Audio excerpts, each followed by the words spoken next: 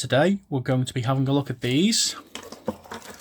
Some silver foil flower lights. We're going to try and figure out who made them, see if they work, repair them if they don't, and consider our options of what to do with them.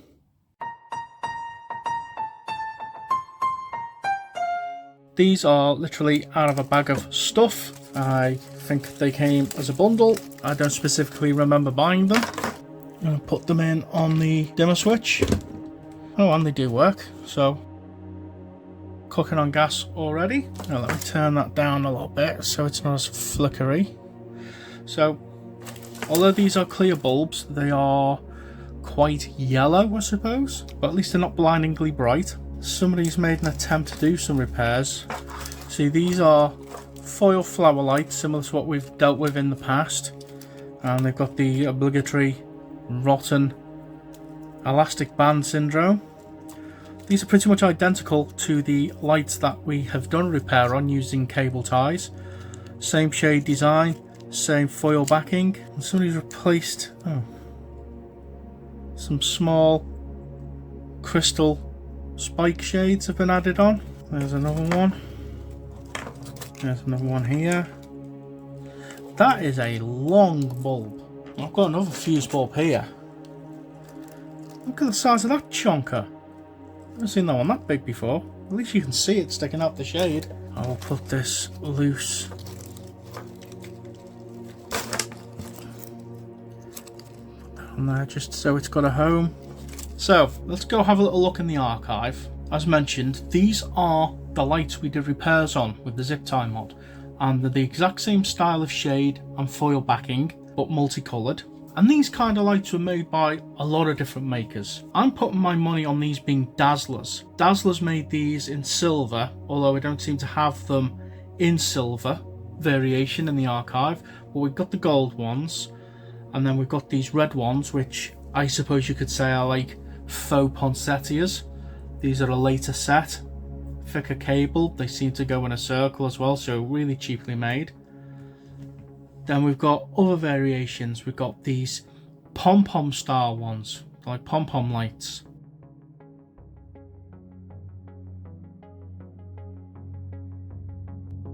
Got these ones with petal shades and a different kind of foil backing.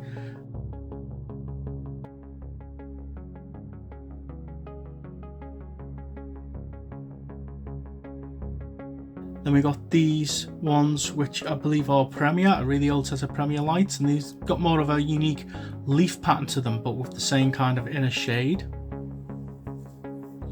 So yeah, lots of different people have made similar designs. Now, I might have potentially one or two replacement shades for these, but I definitely don't have these foil backings. And then it also needs a lot of repairs. It needs rubber bands taken off and replacing with zip ties. We've done that before on this channel. They're not particularly unique.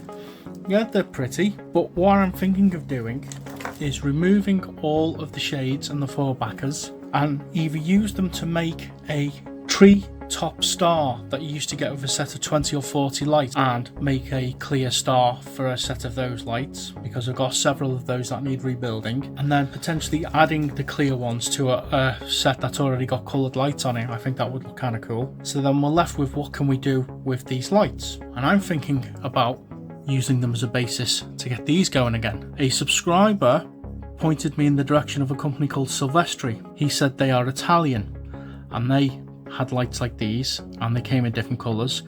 They mentioned that the ones they had were purple.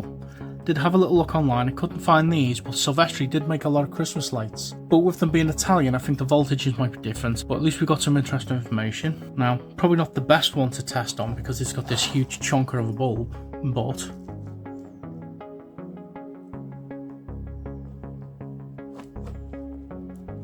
and they do fit, and they fit perfectly. They don't go all the way down, but they could be forced to, but they aren't coming off, they're not going anywhere. So I think we should get our crystal lights, oh hello, our huge chunky crystal lights going. But I'll see what the comments section has to say. Should we convert these to run these, or leave them as is. Let us know what you think below.